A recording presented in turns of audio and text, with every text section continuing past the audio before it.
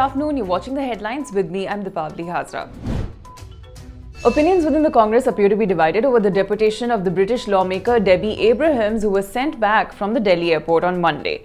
Now, after party MP Shashi Tharoor criticized the decision and asking if the government was scared of critics, senior leader of the Congress, Abhishek Manu Singhvi, has backed the move of the government, saying that it was necessary to send Abrahams back as she was quote-unquote a Pakistan proxy. Union Minister Smriti Irani hit back at Congress leader Rahul Gandhi for his tweet that congratulated women officers for standing up and proving the BJP government wrong. Now, this was his tweet over the Supreme Court ordering the army to grant permanent commission for women officers, with the government that was backing the army and arguing against the permanent commission for women officers. However, BJP MP Meenakshi Lekhi had represented the women officers in the plea. Now, Rahul Gandhi had said that the government failed to defend women, and Smriti Irani hit back, saying the Prime Minister has always stood for women's rights, and in fact it was the Prime Minister who said that permanent commission will be granted to all women officers last year. And she also highlighted that the BJP Mahila Morcha was in fact in support of that move. Debt-ridden telecom firms have now paid part of the rupees 1.47 lakh crores that they owe to the government. Now, the RBI has raised concerns that the telecom firms may now default on the bank loans. Bharti Airtel, remember, made a payment of rupees 10,000 crores on Monday, and Vodafone Idea and Tata Group have already paid their share.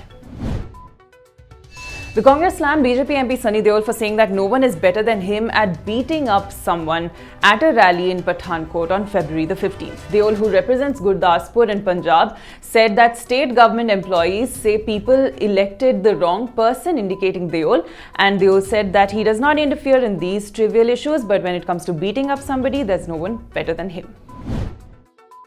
Now, after the Supreme Court ordered that Shaheen Bagh protesters cannot occupy that site indefinitely and must shift to an alternate site that does not inconvenience commuters, the Supreme Court appointed mediators who are supposed to consult with the protesters and ask them to shift to an alternate site. Now, the mediators are awaiting a formal order from the Supreme Court in order to carry out their work. Senior advocates Sanjay Hegde, Sadhana Ramachandran and former Chief Information Commissioner Wajahat Habibullah are supposed to hold consultations.